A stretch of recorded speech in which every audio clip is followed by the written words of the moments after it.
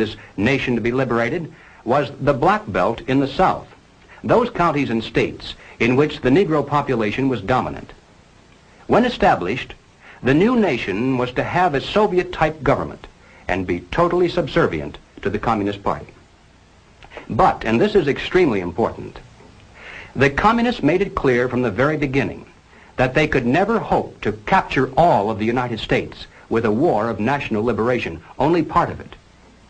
You see, elsewhere in the world, the segment of the population supposedly liberated by the Communists has been a majority segment. The peasants in China, the Muslims in Algeria, all the people in Cuba. But in the United States, our Negro population is in the minority. And even if the Communists should be successful in creating similar liberation movements among other segments of our people, as they're trying to do, for instance, among Mexican Americans, Puerto Ricans, and even American Indians, even if they should succeed and then amalgamate all of these together into one large liberation movement, it still adds up to a minority of the total population. And the Communists are not stupid. They realize that revolution of force and violence dependent upon a minority is doomed to ultimate failure, except in those areas where they actually do constitute a majority. But they aren't going to settle for just part of the United States. They want all of it. And so they made it clear long ago that their violent war of national liberation must be secondary to the nonviolent proletarian revolution.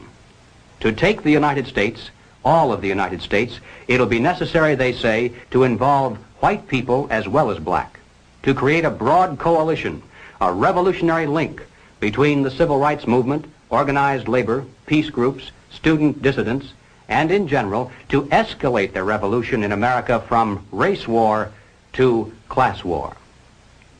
Now this, in a nutshell, is the Communist position on the Negro question. Let's turn now to the record and see how the Communists themselves explain it. Now, this Communist booklet, entitled American Negro Problems, was published in 1928. It was written by John Pepper, alias Joseph Pogany.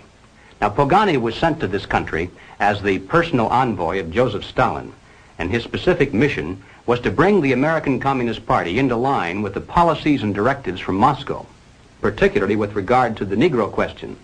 And here is what Pogany said. The Communist Party of America, in its fight against imperialism, must recognize clearly the tremendous revolutionary possibilities of the liberation movement of the Negro people.